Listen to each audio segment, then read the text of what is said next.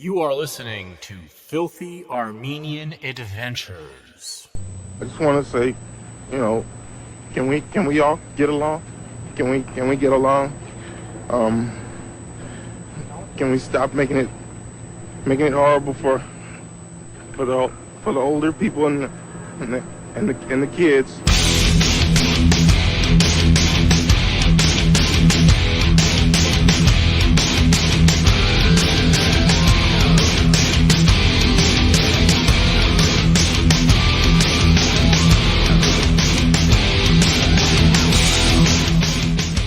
Part of the complexity of living through history is the process of explaining things about the past that you never explained to yourself. So many temporary realities, distantly viewed in the rearview mirror, will appear ridiculous to any person who wasn't there. How could this have happened? They ask, and the skepticism is reasonable. Their questions are impossible to answer outside of the non-expository truth. What seems weird now didn't seem weird then. In fact, what seems weird now once seemed predictable. It did not feel outrageous, for example, that Pauly Shore spent much of the 90s as a bankable movie star. Who are you? Where you been? Where you from? Got the burning on the tip of your tongue. You lie so much you believe yourself. Judge not, let DB judge yourself. Today's episode is a reverie on the 90s, the decade, and the book by Chuck Klosterman that covers the decade. And, I just have to warn you in advance, it gets sad in places because the 90s were just so good. They were just so much better. They were so much better than now. It's hard to count the ways in which they were better. Back then, a stupid thing wasn't being locked down in your house forever. A stupid thing was clear cola. You had the best basketball player who ever lived just deciding in the peak of his career, why don't I play baseball? Why didn't I play baseball? Because it was a free country. The country was free, or at least it seemed free, and it was free. It was just so much better in every single way. And the internet was like a positive thing, and everything was hopeful, and communism had been defeated. There's so many ways in which the 90s, we look back at the 90s and we're just paralyzed with not even nostalgia, because we didn't feel it at the time. It's not nostalgia when you didn't feel it at the time, is it? Is that nostalgia? We have an envy for the 90s, and we have a sort of punishment that we like to mete out to ourselves for not having appreciated the 90s. For me personally, the 90s were shit. I mean, the 90s began with the separation of my parents, and they ended with the official, nasty, bitter, never talk to each other again divorce of my parents. And in between, we had Rodney King over here, the Rodney King riots. We had the OJ trial very close to home on the other side of town. We had a massive split within my mother's side of the family with ugly, nasty lawsuits and theft. We had it was one fucking trial after another, and I had my moments. I mean, I was 5 when it started, and I was 15 when it ended. I had my moments. I had my adventures in the world of commerce and things, but it really wasn't until 2000 that I started to land on my feet. And so for me personally, it was a very painful decade. But I'm still able to look at it objectively and be like, well, this was fucking great in every which way, including the stupid ways. Including the most insane, ridiculous parts of it were all sort of innocent and fun, and for the most part, people were real. People were real, and the things we talked about and the things we cared about were basically real. Even when they were fake. So what is there to do but hope that there is some reality in our current shitty time, which is definitely objectively shitty. Hope that there's some reality that is actually worth cherishing in the moment. And look for that reality. Maybe it's the fact that I am talking to you and you are listening to me. Anyway, I hope we don't get too bummed out. I hope we're able to look back on the 90s and draw some hope and inspiration rather than just sort of wallow in despair that they happened 30 years ago, because the 90s were so much better than right now. It's true.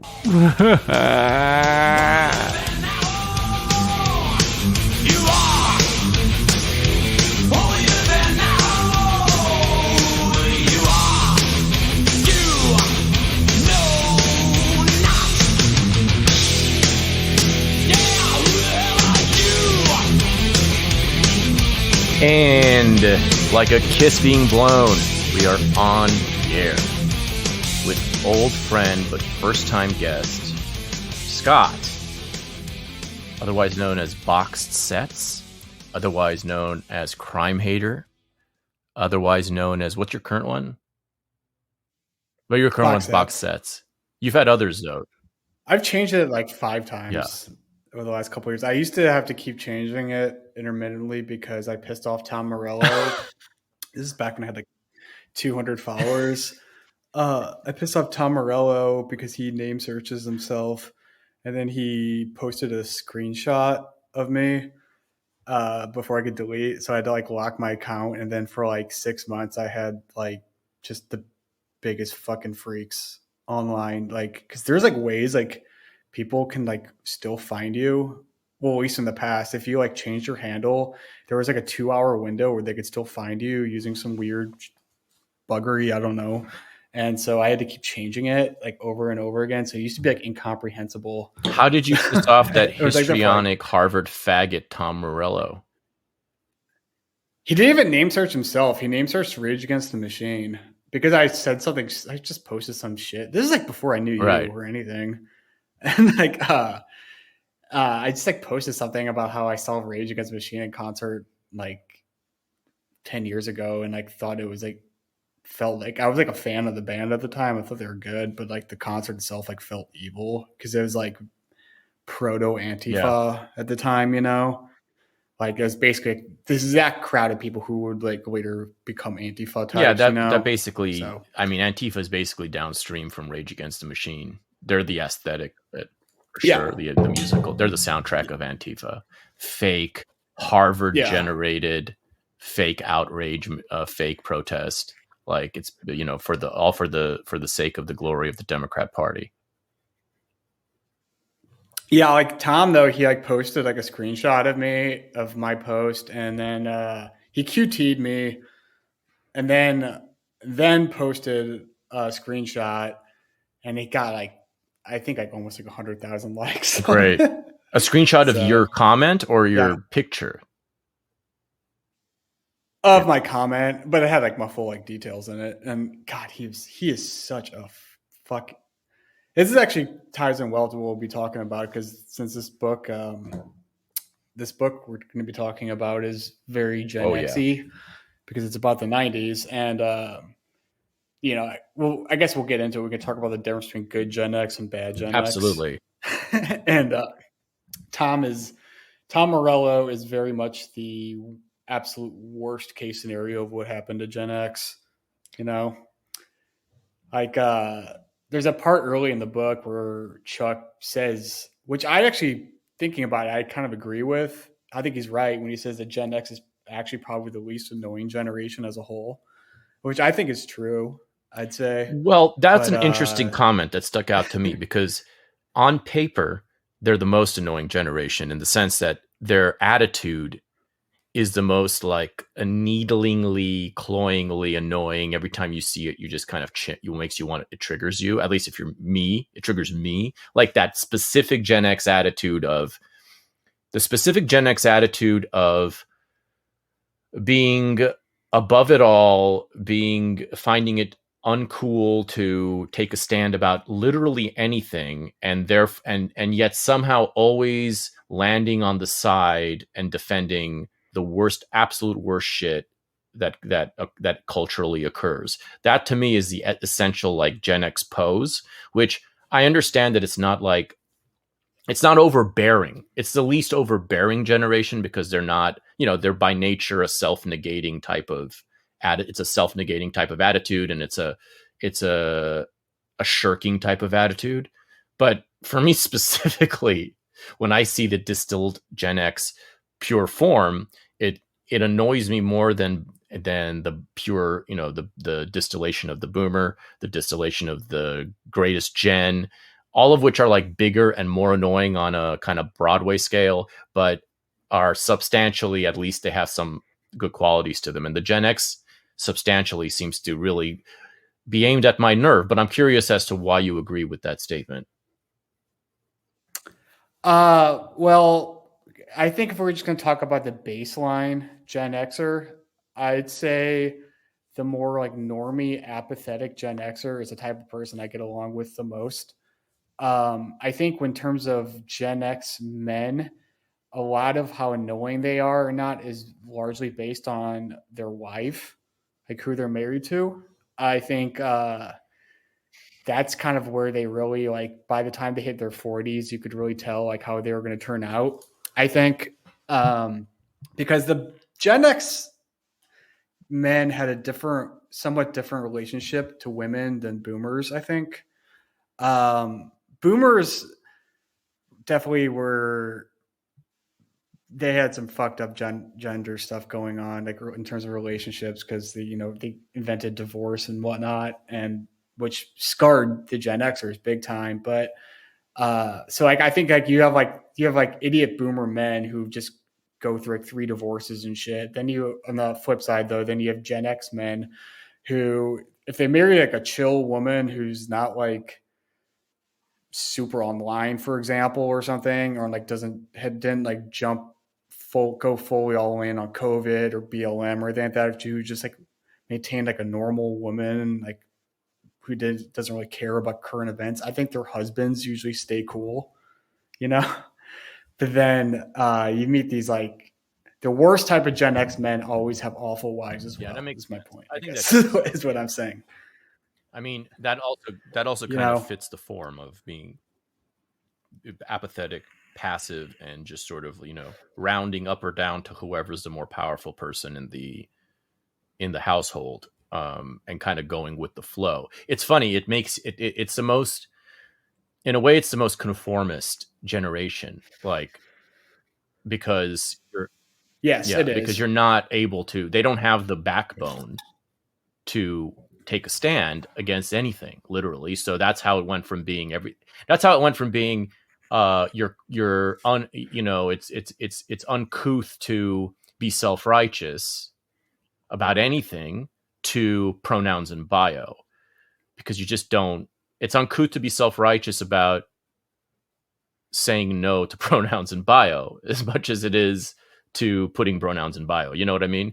Like you're just gonna give in to the minority rule, to the loud idiot minority rule easier than anyone else, because you just have nothing.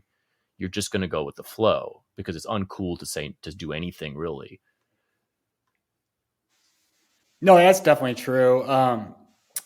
Because the absolute worst type of Gen Xers are the ones who latched on to stupid bullshit that was basically invented by millennials because they want to stay relevant or whatever. But then we also now, which I think is a fairly recent innovation, are the actually self-righteous Gen Xers. But they're a fairly new thing that probably only come up in the last like 5 years. Like the hardcore libtard Gen Xers are just insufferable. And they are self-righteous, but that they kind of like learned how to be self-righteous from millennials, I think, because they're the ones who like really want to stay relevant, and that's how you see these like just horrendous fucking celebrities. Like you look up like any like Gen X alt comedian nowadays, like Mark that Maron. type of person, all of them. Yeah. Like you look at their time, any of their timelines on Twitter. It's like every like 2 minutes they're screaming about like trans kids healthcare, like some shit that they didn't even know existed until like 2 years ago, That's sad. like they're like they're like worse than millennials a lot of ways. But that's the Defiant most extreme Brooklyn example, Dad I'd and say. shit. All those like fake accounts, all those like those little like DNC culture avatar accounts like Brooklyn Dad. Remember there's that Defiant Brooklyn Dad with that face, and he's always like posting about how you're a fucking bad person and you're a fucking good person. There's a whole category. I mean, even David Simon, I don't know if he's a boomer or if I think he's Gen X. Like David's, Yeah, he's like old Gen X. He's like always like saying, he's always like finding a new use with the new way of like employing the word shit or fuck in one of his tweets. Is one of his like plain Jane libtard tweets. He's like endlessly just this like fake tough guy language. But I like this idea of good Gen X versus bad Gen X, because to me, that's kind of the theme of the book of Chuck Klosterman's The 90s. And it's kind of the theme of the decade. And it's also kind of the essence of Chuck Klosterman. I've always thought that Chuck Klosterman was good Gen X. He's so Gen X. I mean, there is no one who's more Gen X than Chuck Klosterman spiritually. Klosterman, for those who don't know, is like this like pop culture critic. He's been popular ever since, I think, the one of his collections, Sex, Drugs, and Cocoa Puffs, was the bestseller from like the early 2000s. I was sort of in college or just out of college when that came out. And he was sort of, I think that launched him as a, kind of a funny guy that college people like to read. Very Bill Simmons connected. He ended up becoming a regular on Bill Simmons's podcast, and those were always the most popular episodes. And he's an entertaining writer. He wrote for Esquire and whoever else. Kind of a scatterbrain type. Funny. Loves doing like, it used to be a big thing for him to do these mental experiments. Like, what if you only have 7 seconds to live? And, he does like, he used to sprinkle those around all over his books, something that is a very Gen X, those Gen X hypotheticals that I cannot be bothered to give a shit about. Cause my mind turns off. Like you might as well just play like Filipino anime in front of me when you're doing these hypotheticals about what if you're on a deserted island and you only have one, you can either tweet one time or you can finger a pussy one time, or what would you do? And all these like real, crazy SAT morality questions. I've always hated that shit. And so, but he's an overactive, excitable, but ultimately charming and smart and funny and entertaining mind. I think that he's been kind of excluded from highbrow circles, but he's more interesting and more entertaining than highbrow books. Even his book following the 2016 election, which was What If We're Wrong? He wrote a book called like What If We're Wrong About Everything? Something like that. And that was actually that turned out to be a far more prescient book than anything by anyone who wasn't fully aware of the truth about Trump.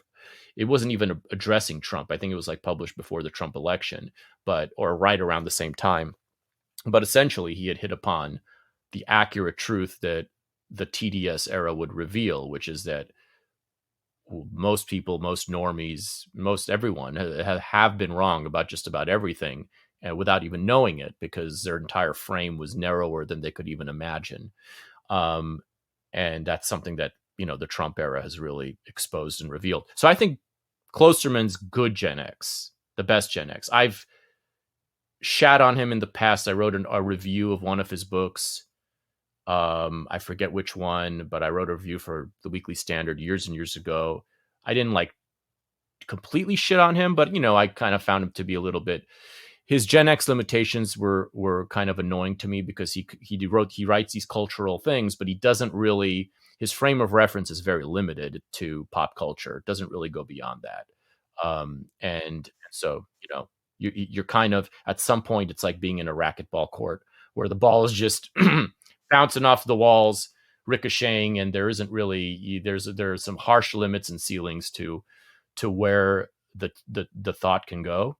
But he's a perfect person to write a book about a messy decade 30 years later that is really the defining decade of his generation. The rest of this episode is available only to Filthy Armenian Adventures Patreon subscribers. Subscribe now at patreon.com/filthyarmenian to follow the complete twisted adventure and over twice as many episodes, including the most intimate and scandalous ones. Plus, the pride of supporting a one-of-a-kind cultural endeavor.